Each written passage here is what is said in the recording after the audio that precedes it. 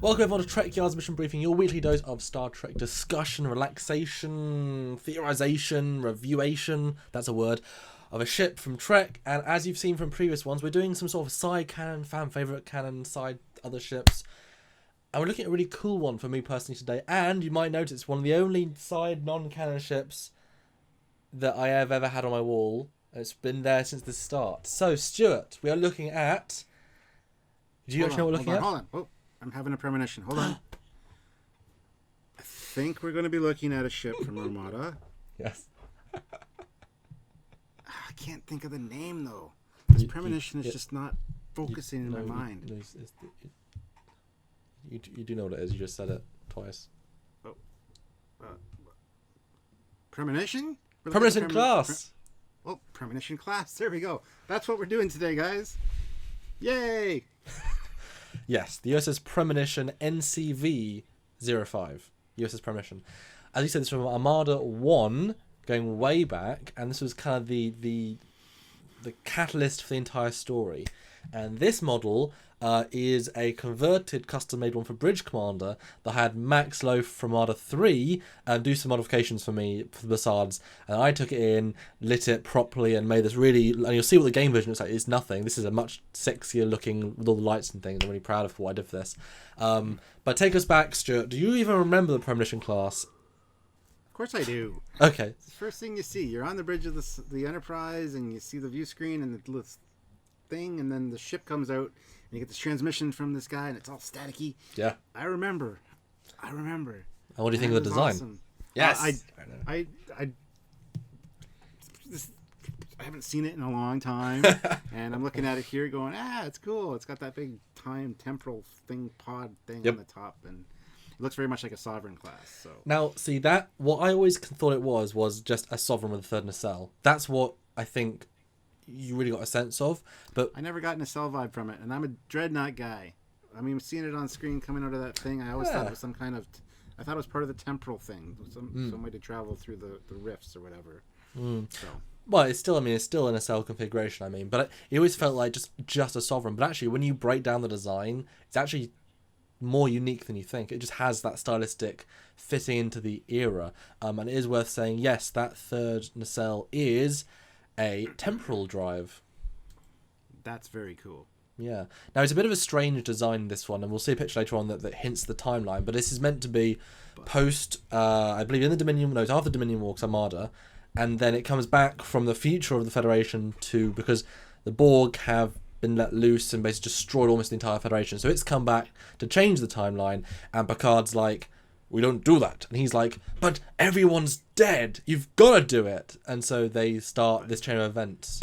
Samuel, I have to ask, does this not break the temporal drive rules? Shouldn't they be working in pairs? Can this even exist with one temporal drive on the top? See, I love that. I discount this whole thing just right now. Sure. Yes. A temporal drive, as we know, each of those front glowing parts is a temporal coil, and the back part is a temporal impeller, and it creates this three-prong design. You know that it needs three different coils to generate a singular temporal displacement field. You know that, Stuart. Come on. But there were rules set down long ago by somebody. Gene Roddenberry about temporal drives. I'd love that. It's like Andrew Probert. I'm not a big fan of the rules of the whole warp core rules and two pairs rule and things like that. So I was just making fun of it, guys. Don't freak out on me because I'm a huge fan of dreadnoughts and scout class ships. So can you imagine if Gene said to Andrew Probert back in the day, and just Andy, when we get to temporal drives, also need pairs. Anyway, Stuart, my first impression, I love this design. I thought it was really interesting, and as you can see, I put it in there. It's one of sort of guilty pleasure ships because it's so similar, but has a really cool thing. I love time ships. And I love the idea of a time ship that's so close to the era we know, because we know about the relativity, we know about the Aeon, and even some other time ships. But this is the equivalent of the first. It was its alternate timeline at this point. It gets destroyed and all that goes. It doesn't exist in the main timeline, but this is sort of the Federation's first attempt. And I think there's a continuity paradox with it, that you're meant to have the ship to then get the ship to then launch the ship. I don't know. Temporal mechanics always gave me a headache Yeah, but tell me what you think of this picture, though. Do you see any cool details? I mean, what do you think now just about the actual ship itself? Well, like I said, it's very Sovereign-esque. I think they used the basic Sovereign model as for the earlier Armada game to just kind of add these parts on, so they didn't have to redesign a whole new ship. They did, obviously, with these more textured ones, there are more changes and whatnot, but this has the curved nacelles, I noticed, and also the two little struts holding on that temporal drive is a very cool feature. I really like that, instead of just one, or Yeah, I like a lot of the changes. I like the outer rim of escape pods. There's actually a torpedo launcher in that middle bit below the NCV. It's actually weapons, a front forward weapon. And I really like the bridge module, how it's really raised in this really nice big solid section. Anyway, so let's move on to the next picture, though, to get an after view. That is sexy as hell. Really? Like I said, I'm a Dreadnought guy. That is impressive to me, that view. Wow. You put a regular nacelle on that thing, and you got a Sovereign class or Sovereign style Dreadnought. But I really dig the big red engines, though. I kind of dig its extra stuff, and there are lots of subtle things. I did all these lights to make it really blow up, but I really like this view, and the purple's interesting. I'm wondering why they went for that. I guess purple is time. Well, I suppose the relativity was purpley, wasn't it? Yes, but had the relativity come out by the time of Armada? Well, it must have, because Voyager was during the movies, but the Enterprise E was the first movie, so the design for the E was surely out. I think Armada was like 2000, so that would have been just after Voyager. Yeah, I think so. Okay, yeah, that would make sense then that they'd do that. But I really like this ship. I actually like it more now in 3D. Like, I like how chunky the third nacelle is, but it actually goes in very strong. So it still has a sleekness to it, which is really interesting. And how the engines they're different to Sovereign, but I like it, and it's a very Sorry, go ahead. It's a very what? Sleek design. Sorry. Sleek. Oh, sorry. I'm glad I interrupted you. Yes, you should be.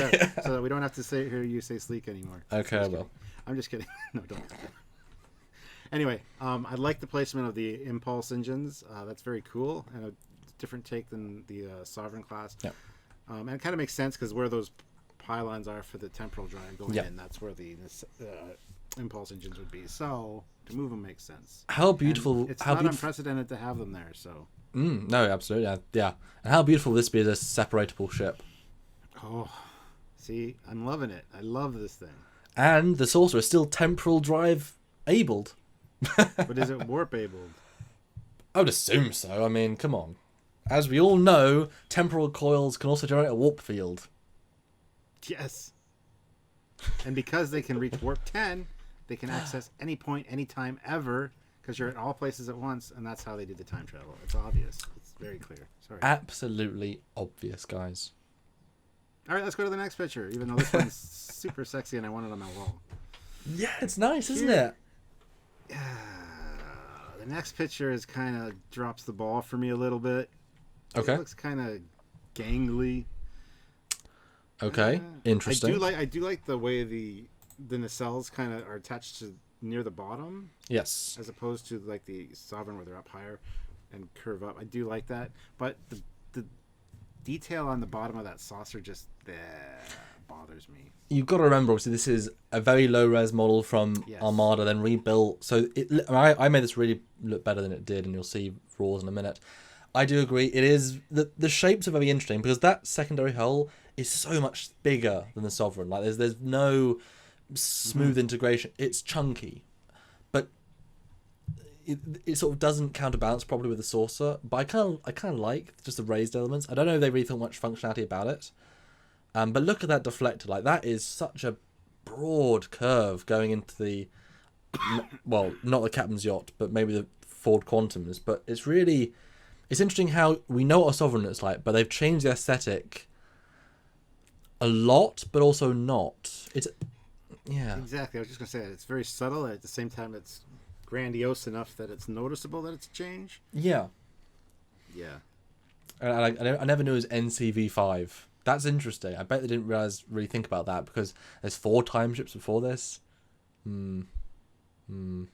Oh, Look at the Wells class, the relativity. It was like 12 or something? /G or something. Or Oh, yeah.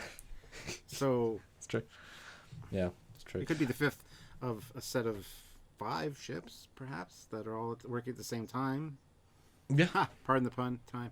But no, launch at the same time, the same class style, all designed to do mission-specific time mission things. The problem with this ship is that it, and we'll see in a second, it was designed so shortly after that it makes that a confusing point. What do you think about the Basards, though, having sort of a larger top section and then this broken up? It's kind of more like Renegades, but I seeing that nice double configuration. What do you think? It lacks some kind of elegance that the rest of the ship has. I agree. I think it needs to lose that divider in the middle. It's clunkier. Clunky, not sleek. The opposite of sleek, for once, he says. Clunky. It's a chunky monkey. On to the next photo. Now, this is it from Armada. And this is the model you used? No, but this is what we saw in Armada 1. What do you think now, Stuart? Well, I like I said, I liked it back then. I thought it was an interesting design, and I definitely have a new appreciation for it, seeing the renders you've done of this other model. But yeah, I remember playing this game, and I loved looking at this thing. I wish we would have saw more of it in the game, because it really isn't in the game very long. Well, it's got a very powerful weapons. It's got a temporal displacement thing, which is an end game ability where you can freeze time at a certain point. But you can see how bad the model is and how bad it's lit, and I've managed to really push it into being a realistic looking starship. And I really want to cover this as a full episode and maybe even talk to the design of the game. Who knows? I'd love to talk about that with him. But I just want to show how it used to look. And if you cut to the next photo, this is another press image of the same model. As you can see, really basic, really. Yeah. But the basics were there. The core of it was there, and it did look cool.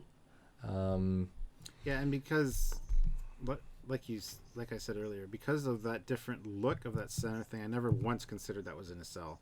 I always thought that was the time distortion device or whatever it was. See, that's really interesting, because visually it fits the role of it in a cell, but it wouldn't necessarily be in a cell in the same sense as you're saying, practically speaking, because if it's generating bubble, it's different. You're right. It's just the drive that happens to need a lot of space and be in the center of the ship. If it was in a cell, it'd be the first canon-ish accepted dreadnought design, right? But the fact that you said that it's not the same style in the cell, so obviously it doesn't break the rule of pairs, because it's a different thing.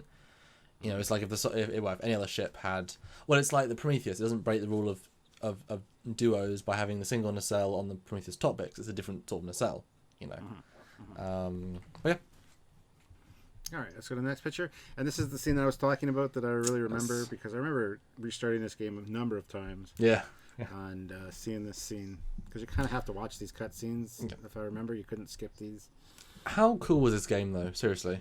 Oh, this game was amazing. I remember looking at the graphics going, this is amazing. How can they get graphics this good? We'll never have anything better. And Patrick Stewart. And Worf and Holt. It really was a true Star Trek game and a lovely story. Although I really want the sound files, because then you can use them for other things. But because it was such an old game, they're only in an awful quality. You can't use for anything else. But yeah, this was it when it came through a temporal drive. I'm assuming it's kind of like a wormhole-y thing. It's more like a portal generation than a drive, I suppose. I don't know. You think it's similar to the Starburst FTL that they use in Farscape, where that pod generates a ribbon thing that focuses in front of the ship and then it flies through it? Possibly, but Farscape, maybe something like that. Or maybe like a Borg transwarp conduit. Sort of open it, but then it keeps the drive itself keeps as a sustainer. So anyway, but the next photo is the one I really want to point out. Now, this is the interesting bit. Well, so this is the captain of the ship, and I believe his name is Thaddeus something. His name is Thaddeus Deming. Great name. But what uniform was he wearing? It's Nemesis uniform. So that gives you a very limited window, because they do change uniforms quite regularly. So it's not going to be 30 years in the future necessarily. Is it a Nemesis uniform? It's got looks like it has a higher collar, a little bit.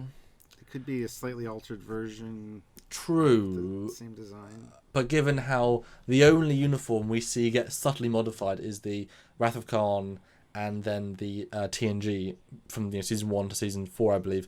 But other ones tend to completely swap. So maybe. And look behind him. That's meant to be the bridge. Now, when I see this, I think it's the Defiant bridge because of how small it is. But I don't think it is. I mean, it isn't. You can see it's got 2 doors. What do you think about this basic bridge? I mean, does it give you any indication for the type of ship? I don't.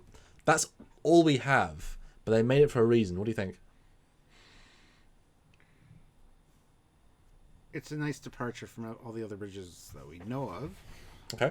So it's nice that they didn't just use a Sovereign rehash bridge or something like that. The fact that they actually took the time to do that is awesome. But yeah, you're right. It does look like very much like a Defiant bridge. Just with the addition, they mirrored the door. And very high ceiling. Seriously, that's a ginormous. I mean, if you look at where the consoles end, because the reason I think it's you know why? Because it's from the future, from Star Trek Online, where everything is huge. Hey, it could be because you can wear those uniforms.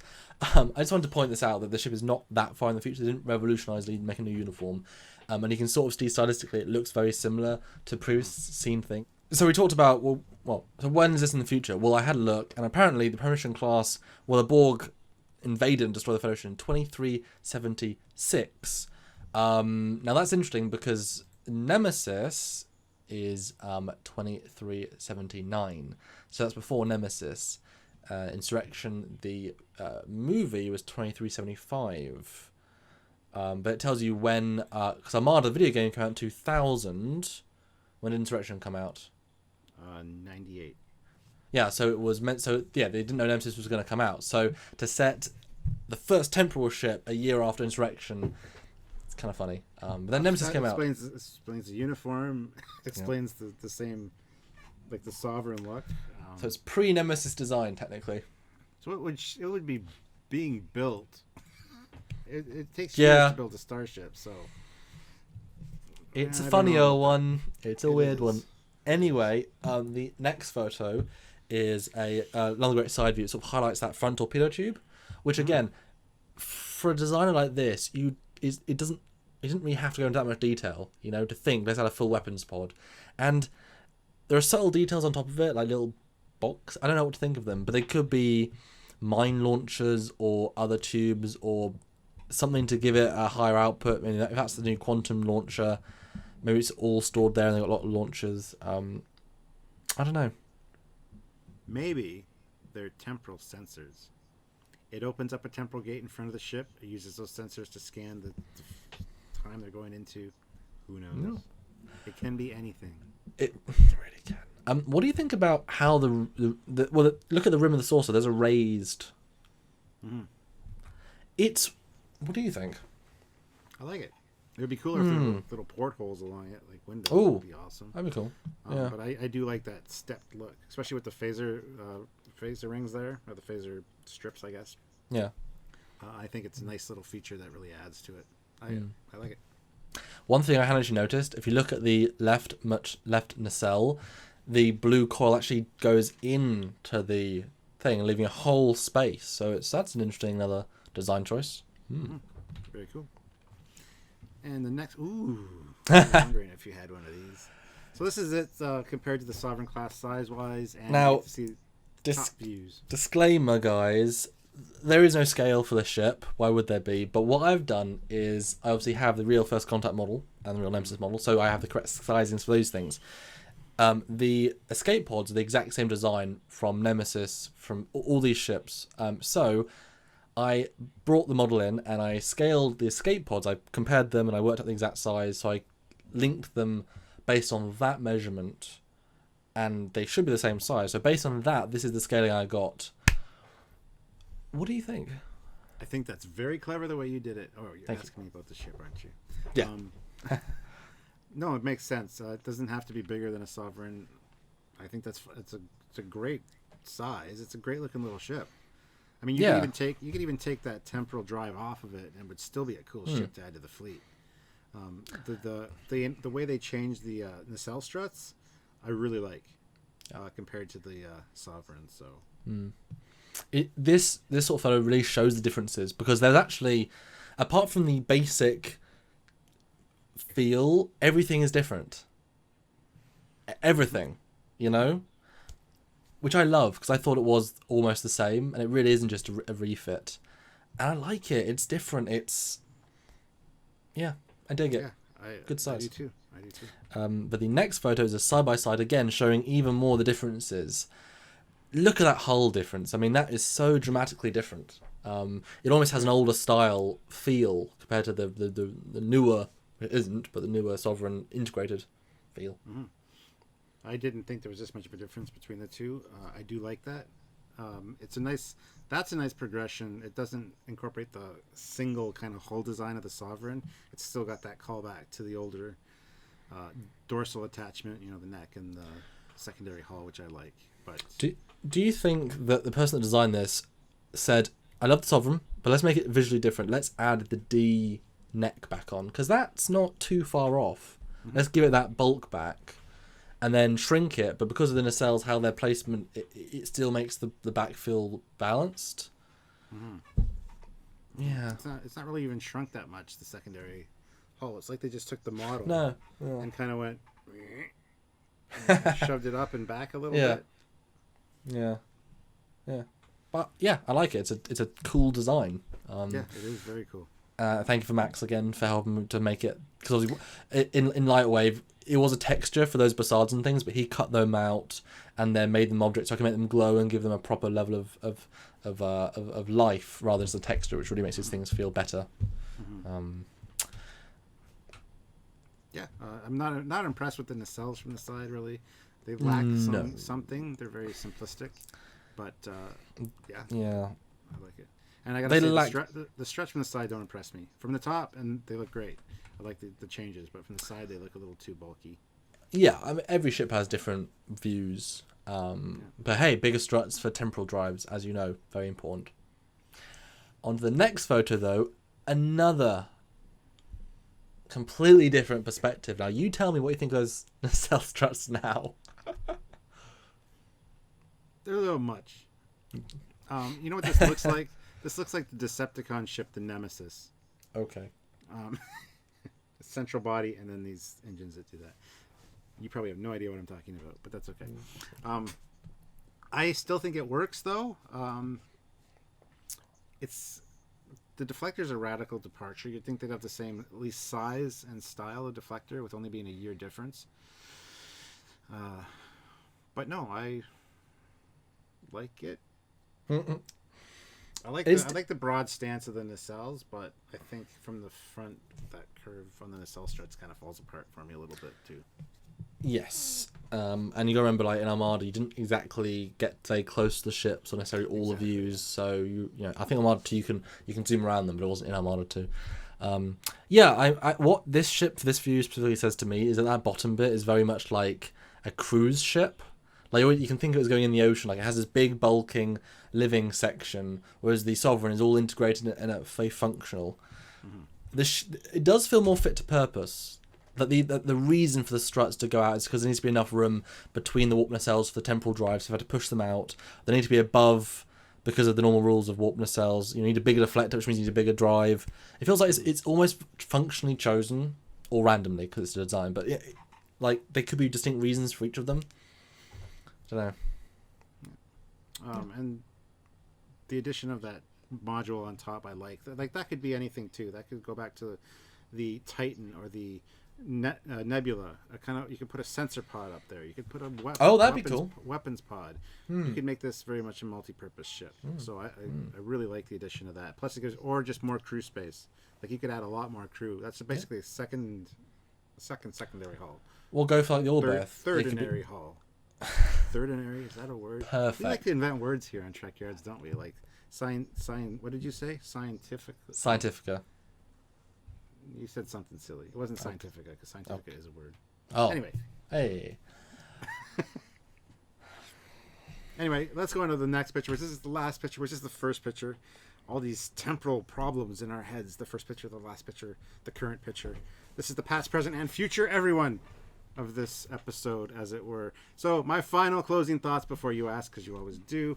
I like this ship very much. I would like to see more of it, and it definitely would be a nice dreadnought design based on a sovereign style body. So thumbs up. I love this model, and I would love to see this thing in motion.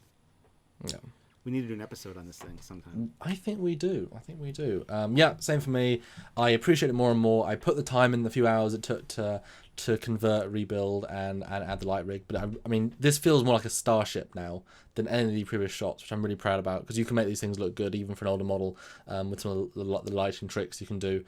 And I love the differences. It's a little bit bare bones in some ways, but the differences are they feel functional, they feel unique enough that it is its own thing, and it fits into the era so well. You know, if that drive wasn't purple, you could see this, I think, just flying around as a variant, you know, as a off Utopia Planitia easily. Yeah, lots of different possibilities for it, for sure. Yeah. And that is it for this week's Trekyards Mission Briefing. Hope you've enjoyed our look at a game ship for Armada. It's always fun to look at sub things, and we try to give you the best, guys, hence not just pictures from a magazine or from the internet, new renders, new work, new put in, so you give you a real nice feel of the ship. And here, hang up, so I'm going to end. So thank you very much. Tune in next week for another Trekyards Mission Briefing. I'm Commander Cockings. And I'm Captain Foley. See you next time. time. Bye, guys. I gotta go play Armada now.